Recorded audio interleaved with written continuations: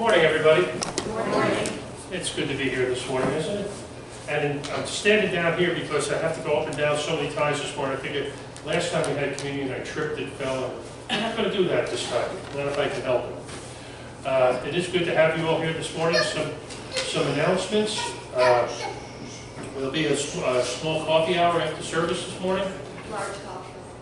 A large coffee hour? There will be a coffee hour after service, so please come and join us. Because Elizabeth and Val said large, there's probably plenty of food, more than enough. So please come and join us for the coffee hour. Men's breakfast, the time is just a little bit different. We've been making it at 8:15 on Wednesday morning at Elm Street. If you can make it, please come. Anniversaries, Bert and Ginny aren't here, but they have an anniversary this month, actually tomorrow, according to the bulletin. And we have birthdays. And I noticed at least 2 people here this morning, and they're ready to be embarrassed. Did you bring money? Because we got to sing to Elizabeth. I don't know if I have enough change. Hold on. We'll take a check, Elizabeth. I'm set. And Mike, come on down. You're next to Pastor. I live in church here. So. No, it keeps coming up once I figure it. Well, it's supposed to, so you can have people. Oh, Did I get the right amount of change? I don't know. Honey. So anyway, Yeah. You can work this time. well, let's go with the oldest. I stopped myself, Elizabeth. Okay, we're doing this in large, so. Okay, Elizabeth has a birthday, please don't plan. We would like to know how many she has had. As about the money, we are told. Elizabeth, that's 1 point old. 67. Now, Michael. Michael has a birthday with some plan. We would like to know how many he has had. As we count the money, we are told.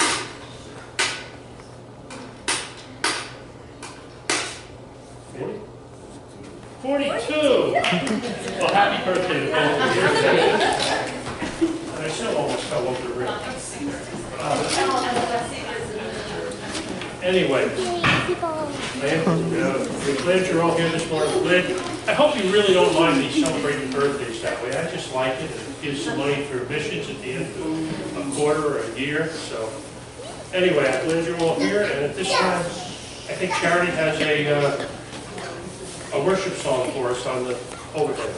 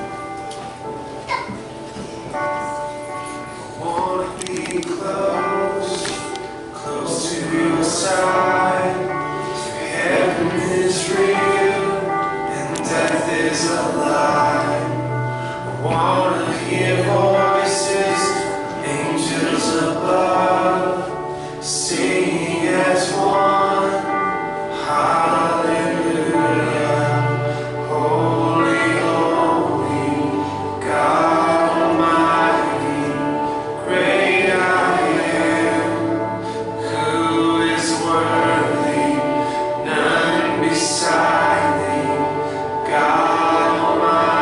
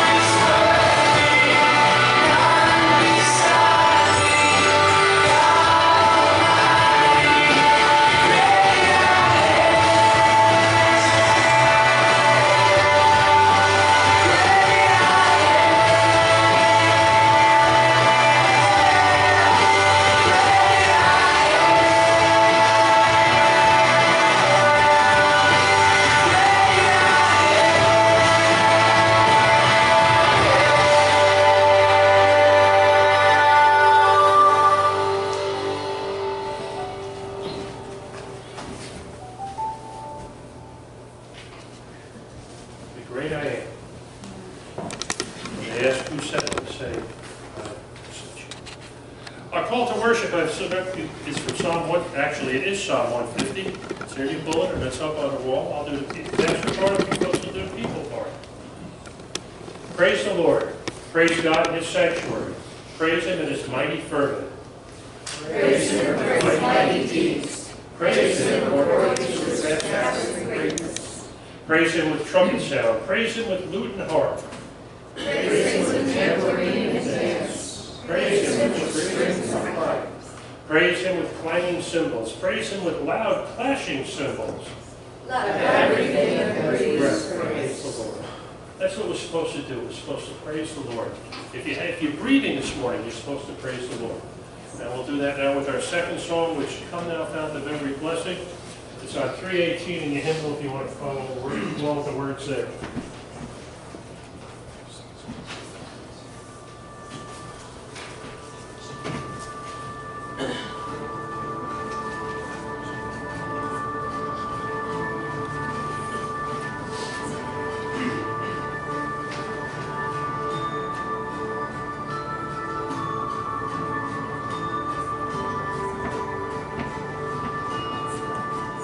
Come thou fount of every blessing, tune my heart to sing thy praise. Streams of mercy never ceasing, call for songs of loudest praise. Teach me strong melodious song, sung by flaming tongues above. Praise the mount I fixed upon me, mount of thy redeeming love.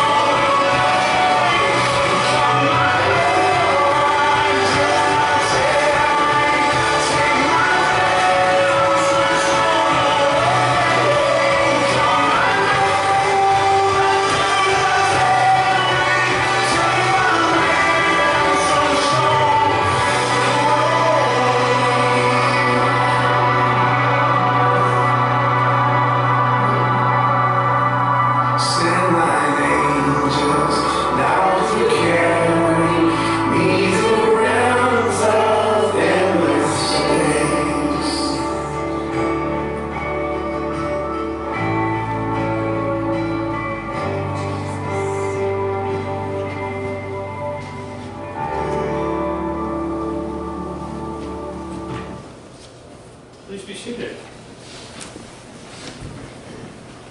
Okay, I got a trick question for everybody here. I know some of you people know the answer. At least I think you do. Anybody know what a fetter is? A fetter. In the song it said, bind my heart with a fetter.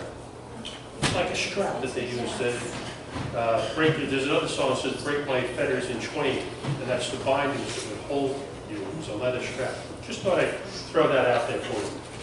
Okay. And I see a lot of dumbfounded faces, so just ignore me. No, that's okay. Our responsive reading this morning, if you follow along, and again, I'll do the part that says Pastor. I beseech you, brethren, by the mercies of God, that you present your bodies a living sacrifice, holy, acceptable to God, which is your reasonable service. We have many members in one body, but all the members do not have the same function. So we, being many, are one body in Christ, and individually members of one another. Let love be without hypocrisy. Abhor what is evil. Cling to what is good. Be kindly affectionate to one another with brotherly love, in honor giving preference to one another. Not lagging in diligence, fervent in spirit, serving the Lord. Rejoicing in hope, Patient in tribulation, continuing steadfastly in prayer. Distributing the needs of the saints, giving to hospitality. Bless those who persecute you. Bless and do not curse. Rejoice with those who rejoice, and weep with those who weep. Be of the same mind toward one another. Do not set your mind on high things, but associate with the humble. Do not be wise in your own opinion. Repay no one evil for evil. Have regard for good things in the sight of all men. If If it's it's possible, As much as depends on you, live peaceably with all men, and do not be overcome by evil, but overcome evil with good. I love that last part that we read in Scripture, possible, as much as it depends on you. What that means is it doesn't matter if somebody is being nasty to you or vile to you. As much as it's possible with you, you be at peace with all people. We have our prayer song now as we're standing on holy ground. And you can stand or you can sit, it's up to you.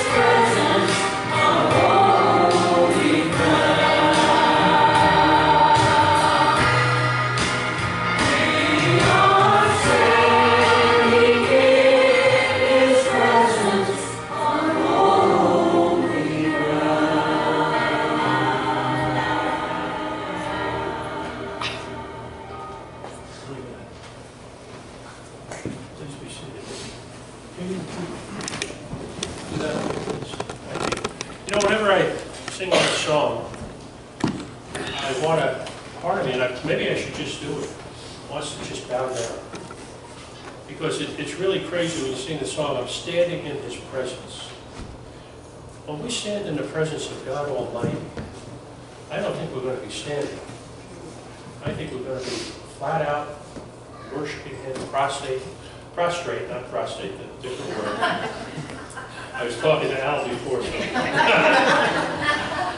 But whenever I just hear that song, I think about the verse where it says, take off your shoes because you're standing on holy ground. We really don't reverence the Lord enough in that realm, so just something to think about. Thanks, Katie. Any praises this morning?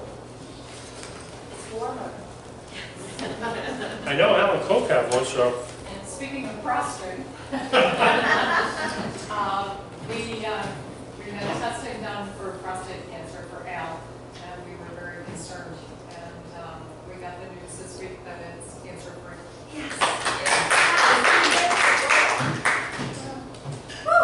Any other praises? I'm thankful that my puppy came through her illness this week. That's an important She one. was very, very sick, That's and important. I just held her and prayed all night long until she got to the bed. And to see, she's right back to normal. Just a stomach thing. Anybody else have any praises? I'm glad that her Valerie's job sent her home from Buffalo before she got snowed in here. They let her We're glad go for that home. too, Valerie.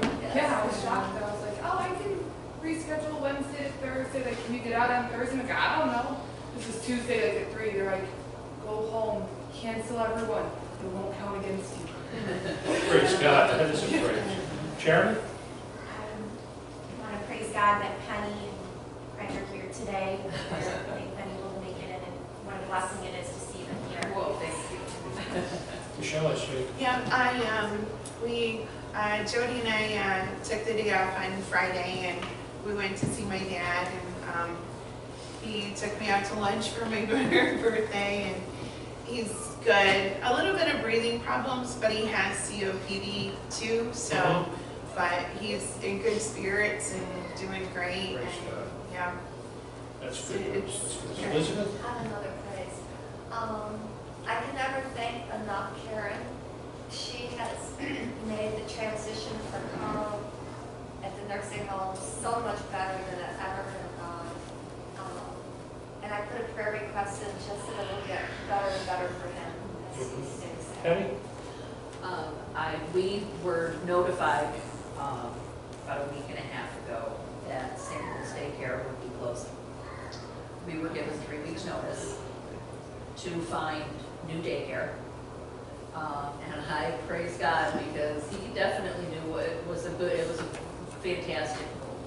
Okay. And we do have a new center for him, and he started last week, and it's absolutely amazing. Praise God. That is good news. That is good news. And I want to publicly thank Charlie and Melody for clearing the walk and the steps and everything this morning. They came over early and cleared it to make sure we could get in. So thank you very much, guys. Thank you. Any other praises? Let me share with Karen. I've just had a peaceful and crisis-free weekend, so I'm grateful about Well, that's a good thing. That's a good thing. Share with you a couple of the prayer requests. Please continue to pray for Hillary for healing during her pregnancy. How far along is she now? Wednesday it'll be 30 weeks. Okay, well, help me because I'm a man and I don't know what that She's translates. just starting her 3rd trimester, Okay, so she's due in April. We did spend one very long night in the hospital with her.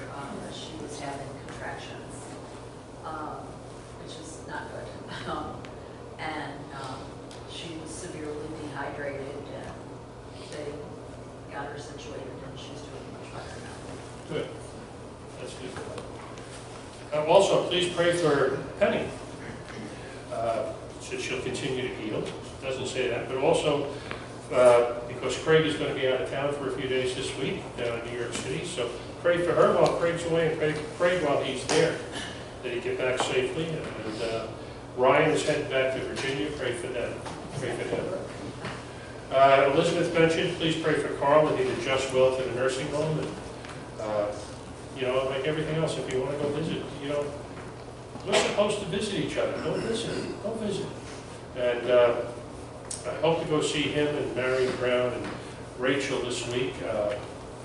I don't know what the story is with Rachel. I know they were waiting to get her into a rehab facility. I haven't heard anything else. If I hear more, I'll let you all know. But please pray for that family. Michelle Van Busker's got back pain, and we've been asked to pray for her. And also pray for the family, because Eric is teething. And any of you who have had young children, you know what a joy that is. So please pray for the family. Are there any other specific prayer requests? Oh, please pray for me. I go see the cardiologist tomorrow, so. And I'm expecting nothing bad. I just go to see him. I'm changing doctors, so please pray for me. If there's nothing else, why don't we go to the Lord in prayer? Father, we come before you with our praises, Lord, and our worship and our adoration, Lord. And Father, as I said earlier, when we sing that song, we're standing on holy ground. Father, I don't think we realize that enough, how holy the ground is that we're on, and how holy you make the ground, Lord. And Father, when I stop to think that Scripture tells us, where two or more are gathered in your name, you're there also. Father, if I believe that, and I do, that means you're in our midst this morning. Because there's more than two of us here gathered in your name.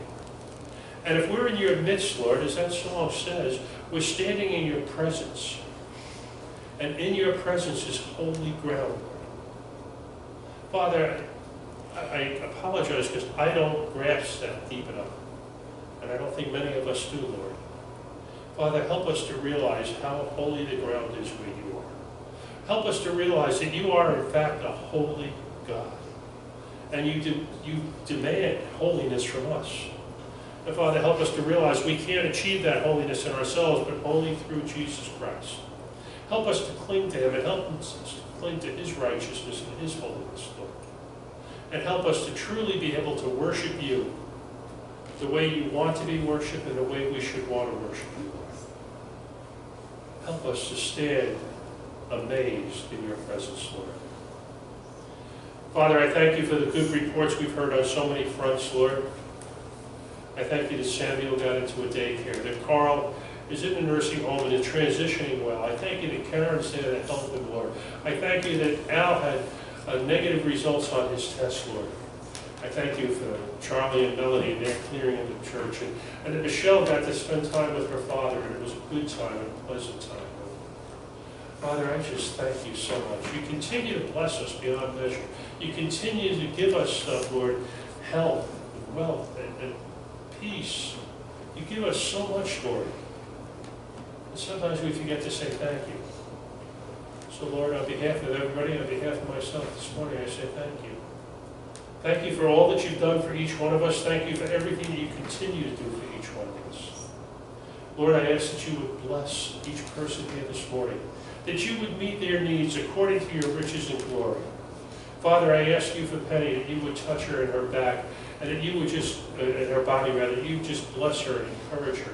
That you be with Craig as he goes down to New York City, and Ryan as he goes to Virginia, Lord. Just bless them and bring them home safely, Lord. And give Penny peace while Craig is away.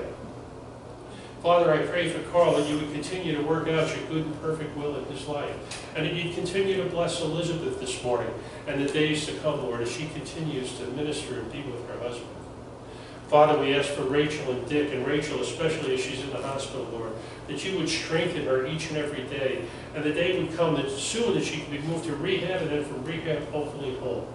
I ask you to watch over Dick and the family as they go back and forth and as they travel. That you would keep them safe, that you would bless them, God.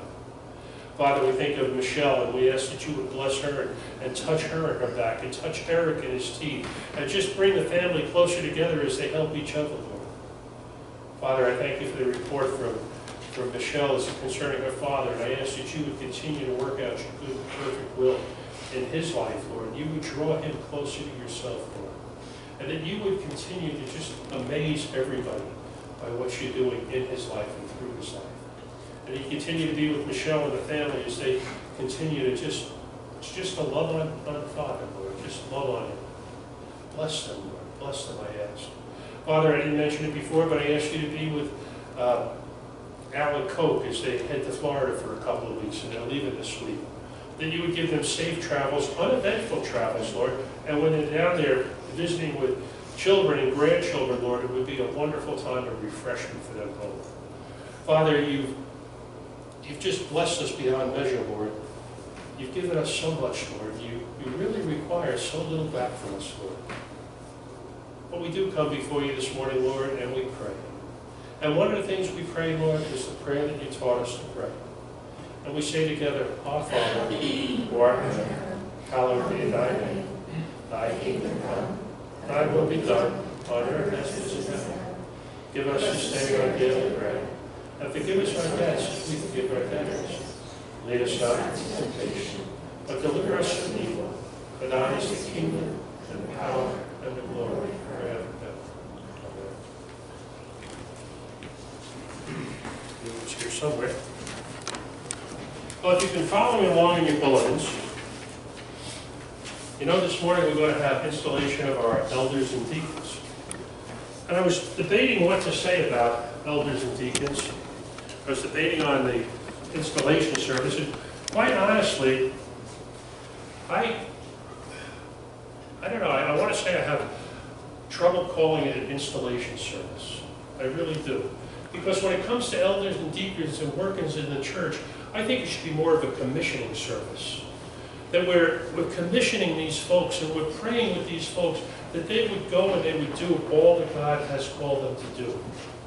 So that's what we're going to do this morning. But before we do that, I just want to read a passage in Scripture and then just share a couple of thoughts. And the passage in Scripture, it may be familiar to you, maybe it's not. It's in 1 Timothy chapter 3. And it's the qualifications for elders and deacons. As soon as I find a place in my Bible. There we go. 1 Timothy chapter 3, it's the qualifications, and understand that this was written 2,000 years ago, so some of the particulars, especially when it's talking to a man alone, may change. But we read this in 1 Timothy chapter 3. Here is a trustworthy saying. If anyone sets his heart on being an overseer, he desires a noble task. Now the overseer must be above reproach, the husband of but one wife, temperate, self-controlled, respectable, hospitable, able to teach, not given to drunkenness, not violent but gentle, not quarrelsome, not a lover of money. He must manage his own family well and see that his children obey him with proper respect. If anyone does not know how to manage his own family, how can he take care of God's church? He must not be a recent convert, or he may become conceited and fall into the same judgment as the devil. He must also have a good reputation with outsiders, so that he will not fall into disgrace and into the devil's trap. Deacons, likewise, are to be men worthy of respect, sincere, not indulging in much wine, and not pursuing dishonest gain. They must keep hold of deep truths of the faith with a clear conscience. They must first be tested, and then, if there is nothing against them, let them serve as deacons. In the same way, their wives are to be women worthy of respect, not malicious talkers, but temperate and trustworthy. A deacon must be the husband of but one wife and manage his children and his household well. Those who have served well gain an excellent standing and great assurance in their faith in Jesus Christ. As I started reading this, the first thing that grabbed me was the very first verse. If anyone sets his heart on being an overseer.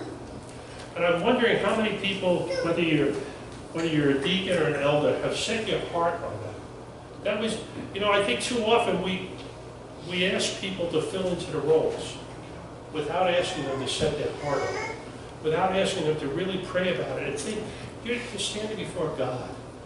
And I think that's an important thing. And if you haven't set your heart on it, I would ask that you think about that. You ask God to just help you. And then just a couple of more thoughts. And I told Elizabeth I wasn't going to preach today. So just a couple of more thoughts. Overseers, elders, who are they? Who are the overseers and elders? They're the leaders of the church. The leaders, both physically, spiritually, emotionally. They're the ones who will preach, who will teach, who will tend to the affairs of the church. They're part of a system of checks and balances. The elders in this church, and the way I understand it, the elders in this church are also the trustees. They take care of the temporal or the worldly things of the church.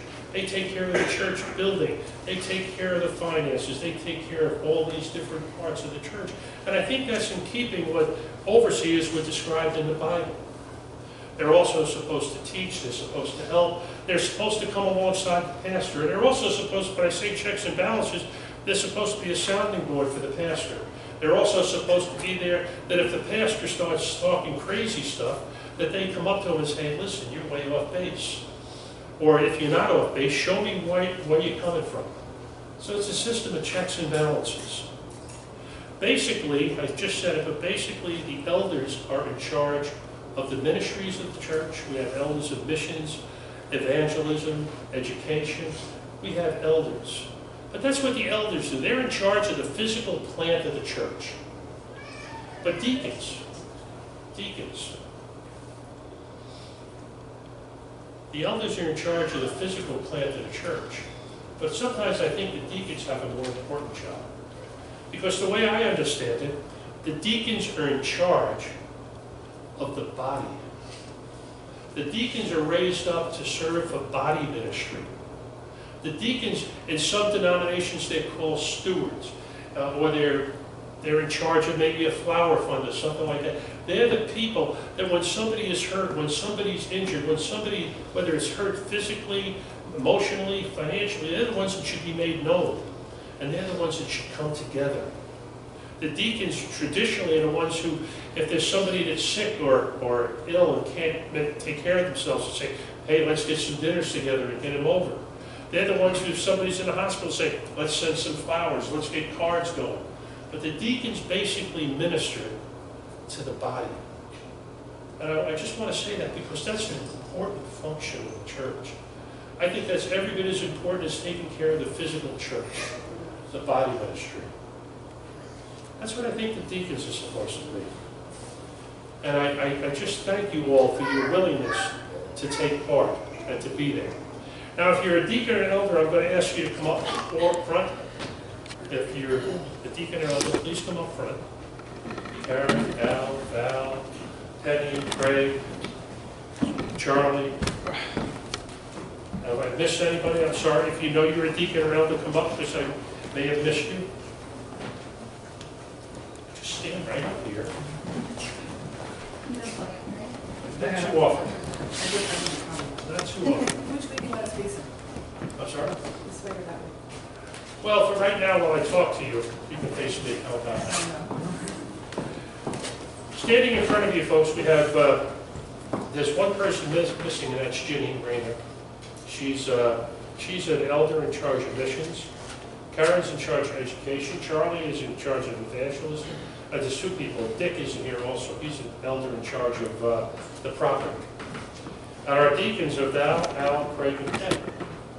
And I've already told you what I think your jobs are. So, but I want to ask you some questions. And I'm hoping you respond in the proper way. And then the congregation is also going to ask you some questions. And if you have a bulletin, on the back page of your bulletin is the congregation's pledge. It's actually not a question, it's a statement for the congregation. So, but to you folks, dear friends in Christ, it's recorded in the Acts of the Apostles that as the church grew and the number of disciples multiplied and the duties of the church diversified and increased, the church called its members together and chose people of good report, full of the Holy Spirit and wisdom, to assist in the running of the affairs of the church. Those who were chosen were set before the apostles, who laid hands on them and prayed, setting them apart in the presence of the church to the duties of their honorable office. In like manner, this congregation, having first sought the guidance of the Holy Spirit, has chosen you to serve with persons in similar positions and with the pastor before whom you have now come for public consecration.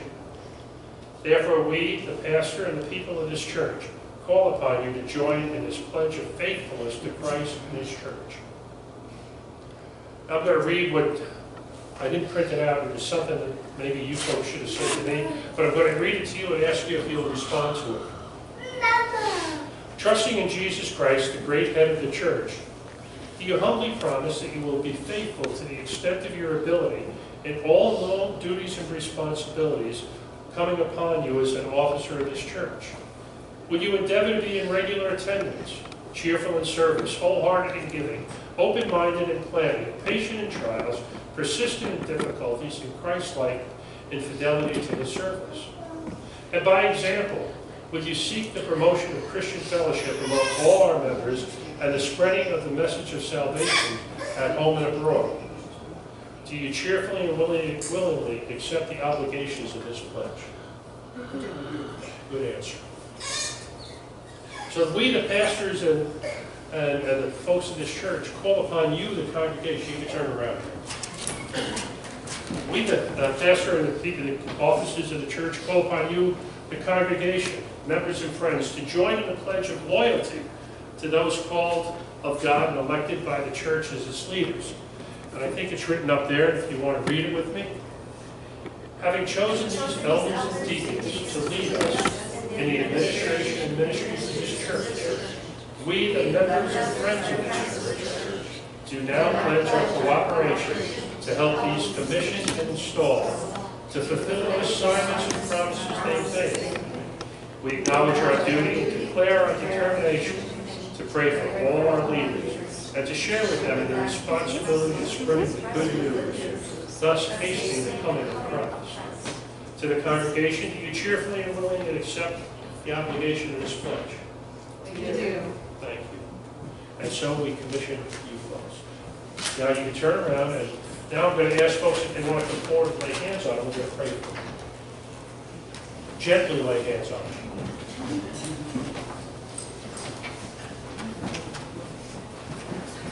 And you know, the last part with the congregation making a pledge, one thing I like to do when I do a baptism, especially a dedication of a child, I charge the congregation. But you really don't know what's going to happen as the child grows up. But as charging this congregation, you see everybody here. And it's important that we all just come together with them. So let's pray. Father, I just come before you now on behalf of these folks. Lord, whether they realize it or not, they've taken on a super important task in your church, Lord. A super important task. A task to lead, a task to administrate, a task to serve, Lord God. Father, I pray your blessings upon each one of them as they humbly, willingly, cheerfully go before them. Father, that you would fill them with your Holy Spirit, afresh and anew. And Father, if they've never felt the filling of your Holy Spirit, that right now, today, they would feel it anew, Lord God. And Father, through the power of your Holy Spirit, you would give them the wisdom, the vision, the might to do what you call them to do, to work to the furthering of your kingdom through this church, Lord. And Father, I ask that you help us as a body, that we would surround them and we would encourage them and we would lift them up, Lord. And we would all work together with one goal in mind, and that's to see as many people as possible come into the kingdom of Jesus Christ. Father, I ask your blessing upon this group now, and I pray in Christ's name. Amen. And so now you may be mission.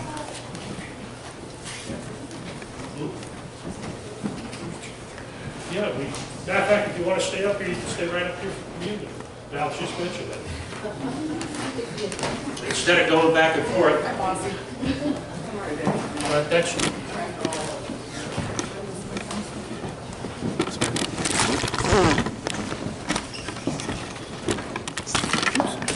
well, as this invitation is to everybody,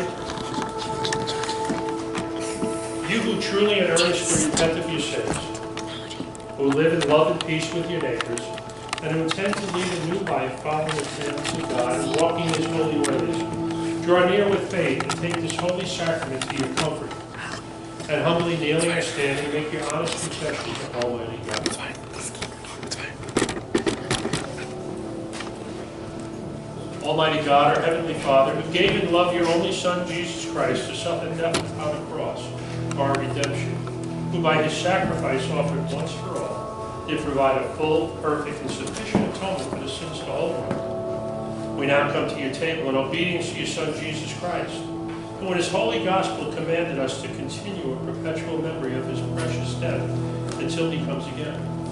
Hear us, O merciful Father, we humbly ask, and grant that we, receiving this bread and this cup as he commanded, and in memory of his passion and death, may partake of his most blessed body and blood. In the night of his betrayal, Jesus took the bread. When he gave thanks, he broke it and gave it to his disciples, saying, "Take, eat. This is my body, which is given for you. Do this in remembrance of me." That's why you don't fill it up. In like manner, after supper, he took the cup. And when he had given thanks, he gave it to them, saying, "Drink of this, all of you. For this is my blood of the New Testament, which is shed for you and for many for the remission of sins. Do this as often as you drink it in remembrance of me."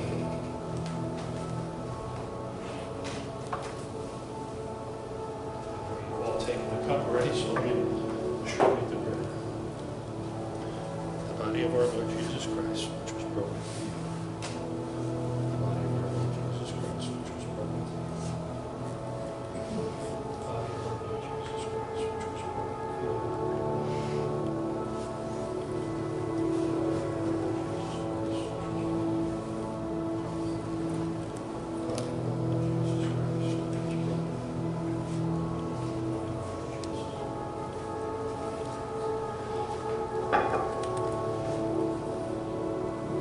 Again, in the night of his betrayal, after he gave thanks, he took the bread and broke it and said, "Take and eat. This is my body, which is broken for you."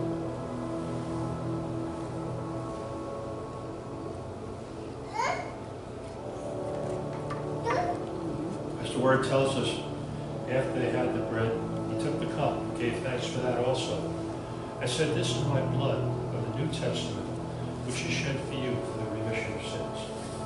Do this in remembrance of me."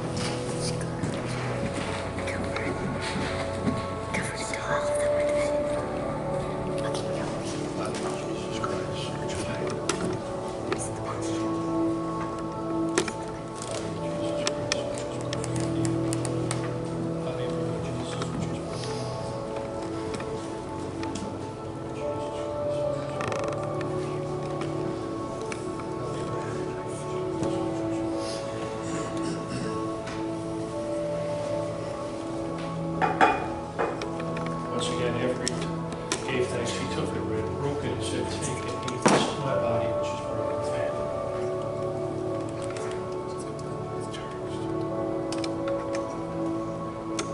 In like manner, he gave thanks and took the cup and said, "Take, this is my blood, which was shed for you, the remission of your sins. Do this in remembrance of me."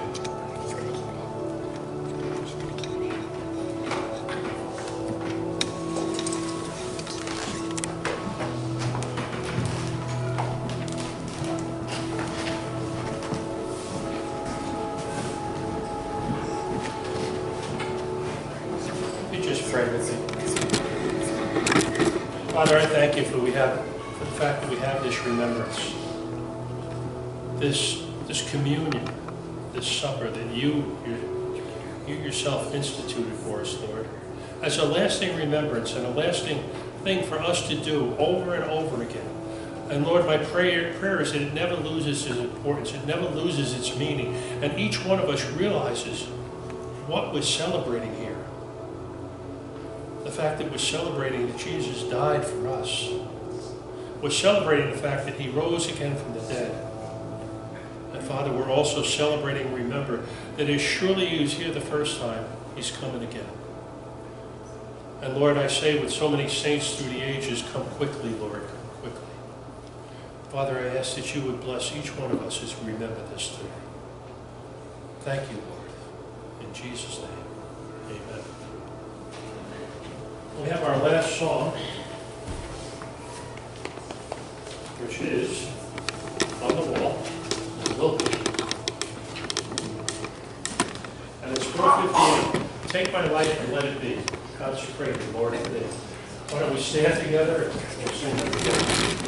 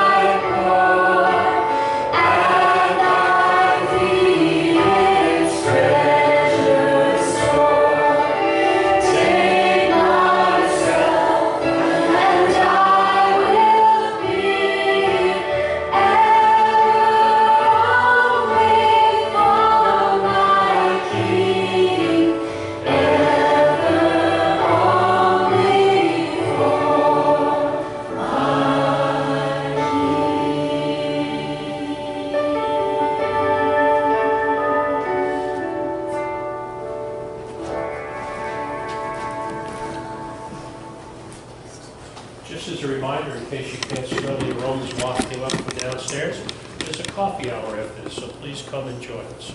Father, I just thank you now for the time we've been able to together. I thank you for those who agreed to so willingly serve this congregation and to serve you, Lord. Father, I ask that you bless us now as we partake in this coffee hour, that you use it to refresh us and to build us up and to have fellowship one with another.